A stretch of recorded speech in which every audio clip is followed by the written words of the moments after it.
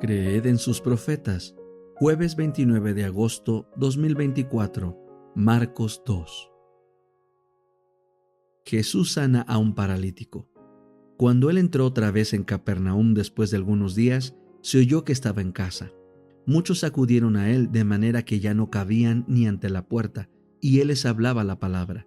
Entonces vinieron a él trayendo un paralítico cargado por 4, y como no podían acercarlo a él debido al gentío, destaparon el techo donde Jesús estaba, y después de hacer una abertura bajaron la camilla en que el paralítico estaba recostado.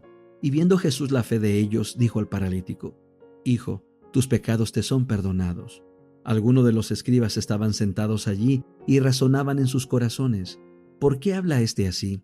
Blasfemia. ¿Quién puede perdonar pecados sino uno solo, Dios? De inmediato Jesús, dándose cuenta en su espíritu de que razonaban así dentro de sí mismos, les dijo: ¿por qué razonan así en sus corazones? ¿Qué es más fácil decir al paralítico: tus pecados te son perdonados, o decirle: levántate, toma tu camilla y anda? Pero para que sepan que el Hijo del Hombre tiene autoridad para perdonar pecados en la tierra, dijo al paralítico: a ti te digo, levántate, toma tu camilla y vete a tu casa. Y se levantó y enseguida tomó su camilla y salió en presencia de todos, de modo que todos se asombraron y glorificaron a Dios diciendo: jamás hemos visto cosa semejante. El llamamiento de Leví.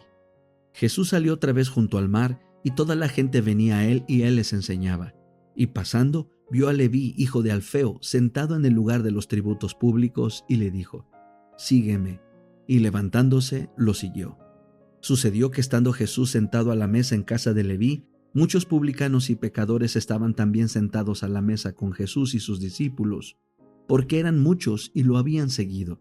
Y cuando los escribas de los fariseos lo vieron comer con los pecadores y los publicanos, decían a sus discípulos: ¿por qué come con los publicanos y pecadores?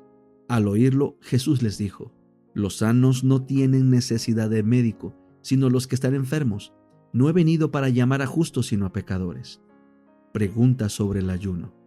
Los discípulos de Juan y los fariseos estaban ayunando.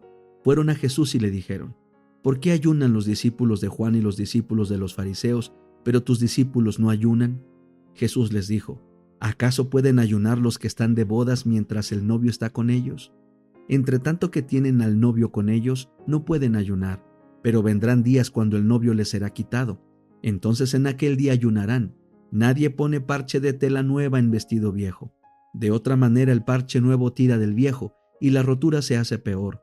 Ni nadie echa vino nuevo en odres viejos. De otra manera el vino rompe los odres, y se pierde el vino y también los odres. Más bien, el vino nuevo se echa en odres nuevos. Jesús, Señor del sábado. Aconteció que Jesús pasaba por los sembrados en sábado, y sus discípulos se pusieron a caminar arrancando espigas. Los fariseos le decían: mira, ¿por qué hacen en los sábados lo que no es lícito? Y él les dijo: ¿nunca han leído qué hizo David cuando tuvo necesidad y pasó hambre él y los que estaban con él? ¿Cómo entró en la casa de Dios siendo Abiatar sumo sacerdote y comió los panes de la presencia, y aún dio a los que estaban con él cosa que no es lícito comer, salvo a los sacerdotes?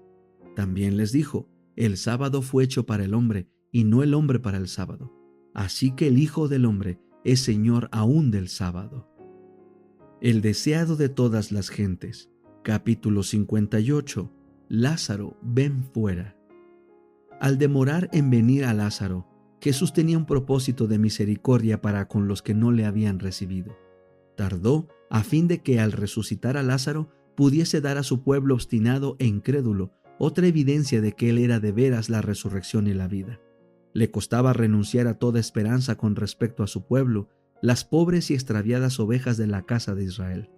Su impenitencia le partía el corazón. En su misericordia se propuso darles una evidencia más de que era el restaurador, el único que podía sacar a luz la vida y la inmortalidad. Había de ser una evidencia que los sacerdotes no podrían interpretar mal. Tal fue la razón de su demora en ir a Betania. Este milagro culminante, la resurrección de Lázaro, había de poner el sello de Dios sobre su obra y su pretensión a la divinidad. En su viaje a Betania, Jesús, de acuerdo con su costumbre, atendió a los enfermos y menesterosos. Al llegar a la aldea, mandó un mensajero a las hermanas para avisarlas de su llegada. Cristo no entró enseguida en la casa, sino que permaneció en un lugar tranquilo al lado del camino. La gran ostentación externa manifestada por los judíos en ocasión de la muerte de un deudo no estaba en armonía con el espíritu de Cristo. Oía los lamentos de los plañidores y no quería encontrarse con las hermanas en medio de la confusión. Entre los que lloraban estaban los parientes de la familia, algunos de los cuales ocupaban altos puestos de responsabilidad en Jerusalén. Entre ellos se contaban algunos de los más acerbos enemigos de Cristo. Él conocía su propósito y por lo tanto no se hizo conocer enseguida. El mensaje fue dado a Marta con tanta reserva que las otras personas que estaban en la pieza no lo oyeron. Absorta en su pesar, María no oyó las palabras. Levantándose enseguida, Marta salió al encuentro de su Señor. Pero pensando que ella había ido al sepulcro donde estaba Lázaro, María permaneció sumida silenciosamente en su pesar. Marta se apresuró a ir al encuentro de Jesús, con el corazón agitado por encontradas emociones. En el rostro expresivo de él, leyó ella la misma ternura y amor que siempre había habido allí. Su confianza en él no había variado, pero recordaba a su amado hermano a quien Jesús también amaba. Con el pesar que brotaba de su corazón porque Cristo no había venido antes, y sin embargo, con la esperanza de que aún ahora podría hacer algo para consolarlas, dijo: «Señor, si hubieses estado aquí, mi hermano no fuera muerto». Vez tras vez, en medio del tumulto creado por los plañidores, las hermanas habían repetido estas palabras.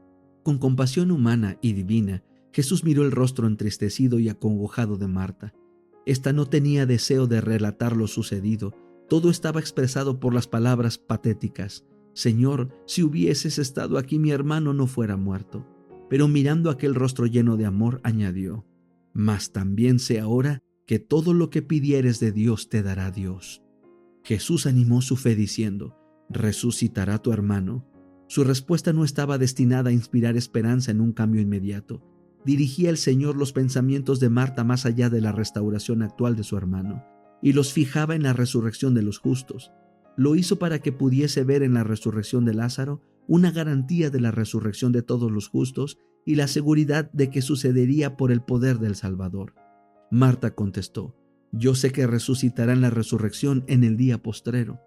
Tratando todavía de dar la verdadera dirección a su fe, Jesús declaró: «Yo soy la resurrección y la vida. En Cristo hay vida original, que no proviene ni deriva de otra. El que tiene al Hijo tiene la vida». La divinidad de Cristo es la garantía que el creyente tiene de la vida eterna. «El que cree en mí», dijo Jesús, «aunque esté muerto vivirá.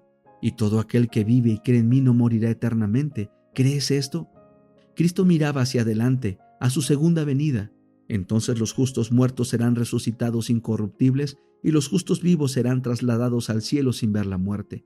El milagro que Cristo estaba por realizar al resucitar a Lázaro de los muertos representaría la resurrección de todos los justos muertos. Por sus palabras y por sus obras se declaró el autor de la resurrección.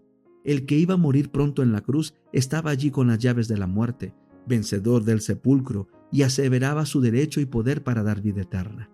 A las palabras de Cristo: «¿Crees esto?», Marta respondió: «Sí, Señor, yo he creído que tú eres el Cristo, el Hijo de Dios, que has venido al mundo».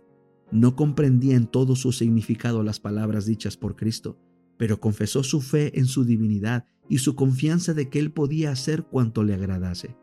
Y esto dicho, fuese y llamó en secreto a María, su hermana, diciendo: «El Maestro está aquí y te llama». Dio su mensaje en forma tan queda como le fue posible, porque los sacerdotes y príncipes estaban listos para arrestar a Jesús en cuanto se les ofreciese la oportunidad. Los clamores de las plañideras impidieron que las palabras de Marta fuesen oídas.